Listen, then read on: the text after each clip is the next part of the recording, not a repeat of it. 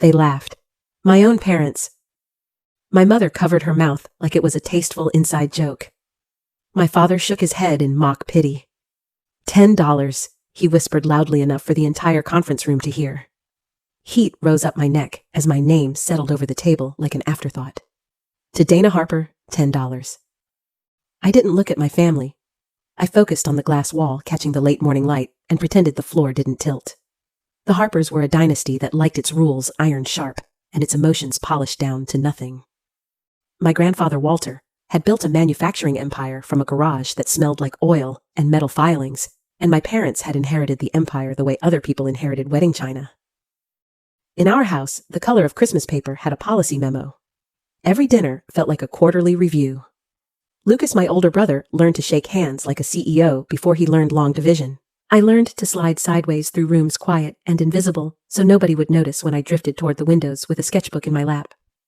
By 13, I had saved for a second-hand film camera with a cracked body and a stubborn light meter. I took pictures of rusted fences, gum-tagged curbs, the backs of bus seats with torn fabric like healed scars. When I showed my mother a print, I loved slanting sunlight across the laces of an abandoned playground swing. She said I looked tired and should drink more water. My father didn't lift the photo from the table. He simply shifted a manila folder over it as if he hadn't seen it at all. The divide felt permanent by high school. Lucas put on suits for mock trials and practiced the family voice steady, affable executive. I took photos of the cafeteria dishwashers and the kid who wrote poetry on lunch trays with his finger. I applied to art school in secret and told my parents over dinner, pushing the acceptance letter across the linen like a confession. You want to study photos, my father said, not cruel, so much as baffled, as if I had proposed moving to a planet where money never existed. That's a hobby. My mother smoothed her napkin and told me I was wasting my inheritance as if the inheritance were a natural resource I was polluting. I moved out 2 months later on scholarships and side gigs. Barista shifts at dawn shoots for local bands at midnight editing on a laptop with dead pixels like constellations that never moved. I wasn't chasing fame. I was trying to make something that was mine. The only person who ever asked about the work without an agenda was my grandfather. He wasn't sentimental. He didn't tell me I was meant for greatness. He just asked, taking pictures, and gave that small, real flicker of a smile I never saw anywhere else in the family. I visited him 3 weeks before he died, without calling first an almost unthinkable breach in the Harper schedule. He opened the door himself slower and thinner, but with eyes that missed nothing. We sat in his cedar and book study while he poured tea like a ritual and asked what I was working on. A series called Invisible Homes, I said. Abandoned buildings, neighborhoods being torn down. He listened for a long moment and asked what I was trying to say. That people matter even when the world forgets them. Dangerous work, he decided, because telling the truth always costs more than people think. When I stood to leave, he opened a drawer and placed a battered old film camera in my hands. The leather strap cracked the corners, silvered by time. Before I ever built a company, I carried this everywhere. He stared past me for a moment and then back. Some dreams don't survive the weight of inheritance, he said. Don't let them take your eye, Dana. I walked back into the cold with that camera pressed to my ribs like a promise. So on the morning, the family gathered for the reading of his will, sleek glass walls, marble floors, the kind of place where money speaks in a low voice. I wore my black dress from funerals and gallery openings and stayed quiet. My mother sat near the head of the table wearing a necklace that had belonged to her mother and the expression she reserved for donor galas. My father looked bored, in the way powerful men do when they already know the ending. Lucas gave me a nod that said we were related by paperwork. Mr. Whitaker, the family attorney, opened a thick file at exactly 10 o'clock a.m. and began distributing our grandfather's life in orderly parcels. A vacation home in Vermont, to an aunt, investments to several cousins, an antique gun collection, to Lucas, a handwritten letter to my father, jewelry to my mother. When he finally glanced at me, he spoke without ceremony. To Dana Harper, he read, Walter leaves the sum of $10. Laughter rippled like wind through wheat, soft, persistent, impossible to stop. I swallowed hard and kept my hands folded in my lap so nobody would see them tremble. I told myself it wasn't the money, but what it implied that I had been measured and found negligible. I was calculating how to stand up without my knees buckling when Mr. Whitaker cleared his throat. There is a private addendum, he said, meant only for Dana. The laughter died mid-breath. My father leaned forward, irritation replacing amusement. My mother's mouth tightened. I stood and followed Whitaker down a short hallway to a smaller office where the air felt still enough to cloud on breath. On the desk lay a thick cream envelope with my name in my grandfather's hand. The wax seal bore a tiny camera so precise, I laughed once, broken and grateful. Whitaker left me alone.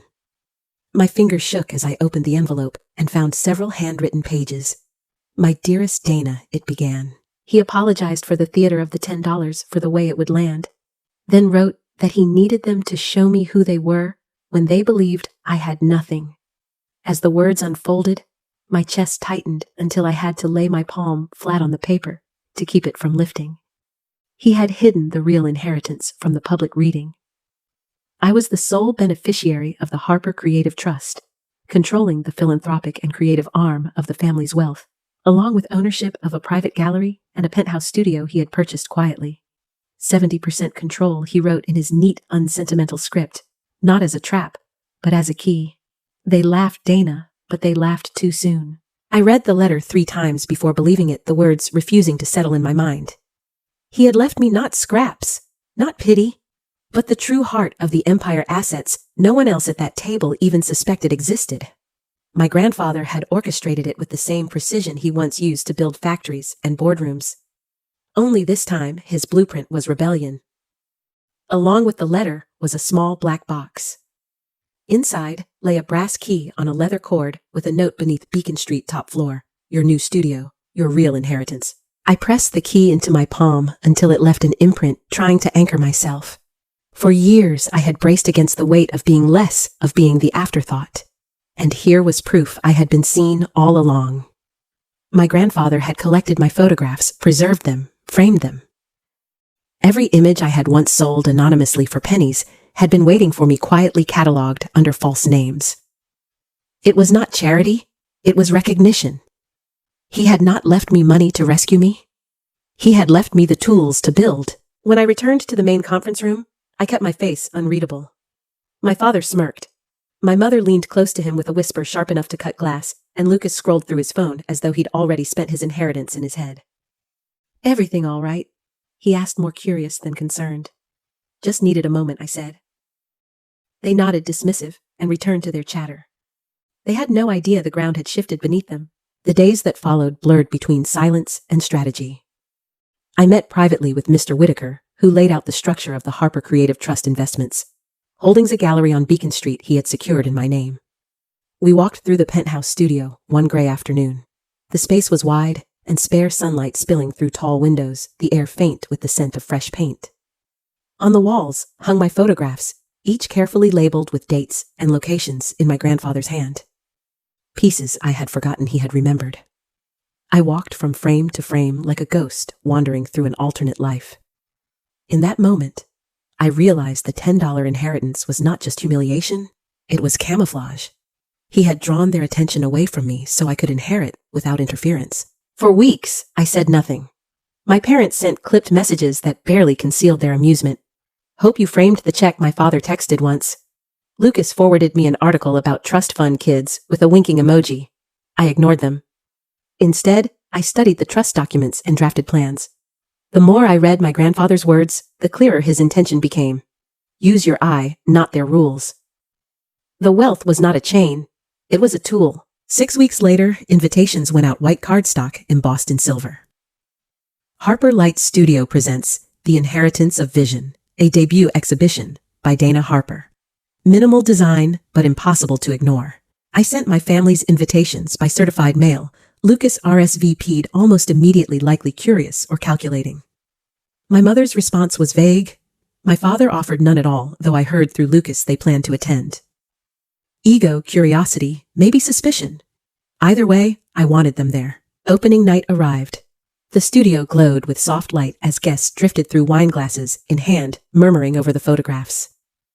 I had arranged the exhibition like a story, beginning with raw, grainy images from my teenage years, moving through abandoned houses and alleys, ending with portraits of overlooked faces etched in stark black and white.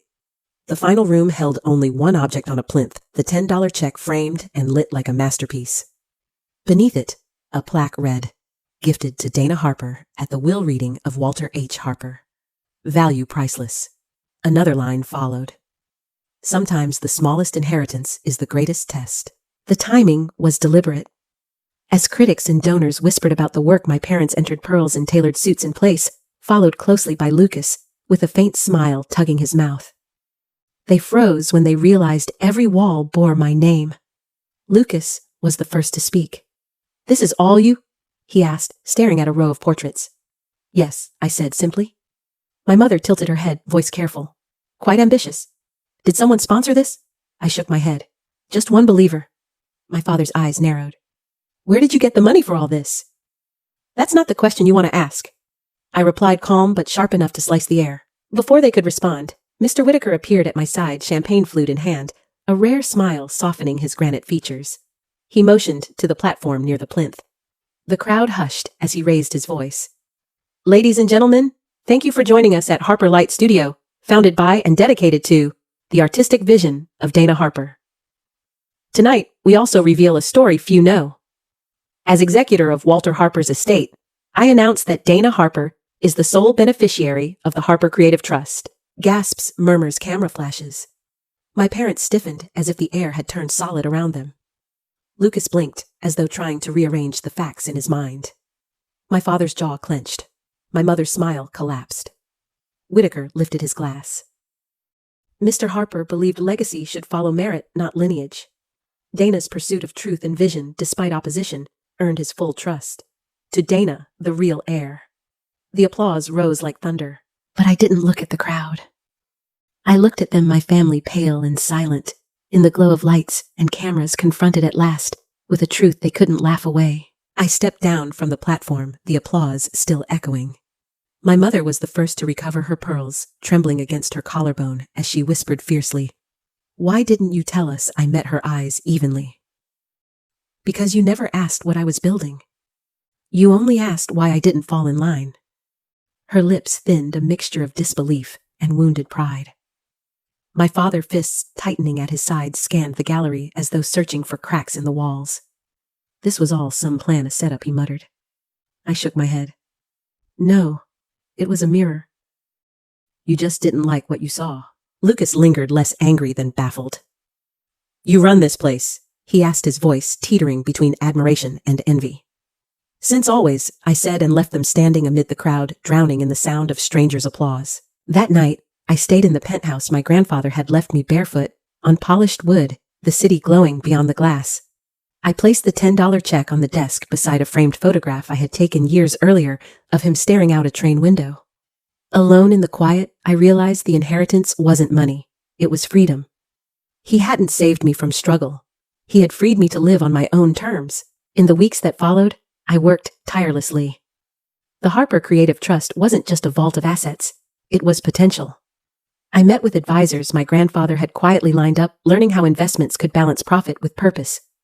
At the first board meeting, I wore black jeans and boots, not the polished armor of legacy. The trustees looked startled until I laid out a 3-year plan: grants for emerging artists, residencies, partnerships with community programs. My voice didn't shake, and by the end, they nodded in cautious respect. The empire was shifting, and for once it was bending toward creation rather than control. Meanwhile, my family went quiet. My parents' messages grew rare, then stopped altogether. Lucas didn't return to the gallery after opening night.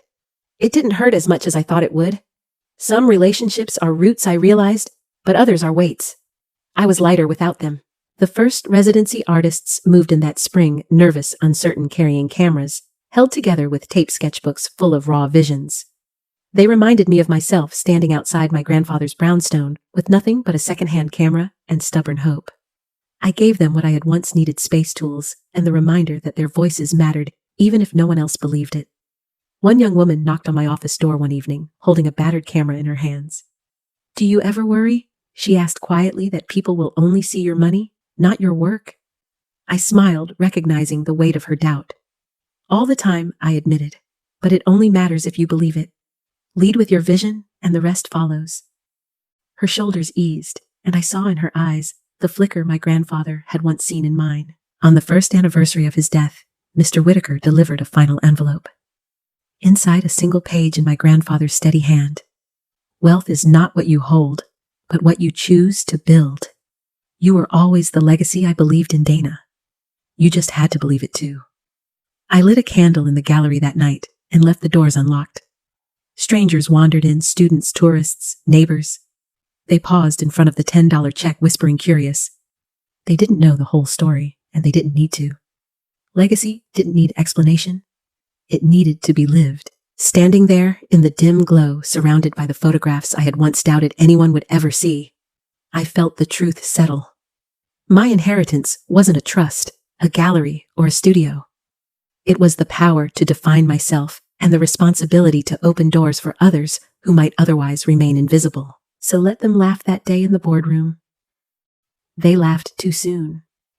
Because what I carried forward wasn't their judgment, but his faith and the quiet conviction that art, like truth, outlives laughter. If this story moved, you don't forget to like, share, and subscribe for more. Leave a comment about what legacy means to you. I'd love to hear your thoughts.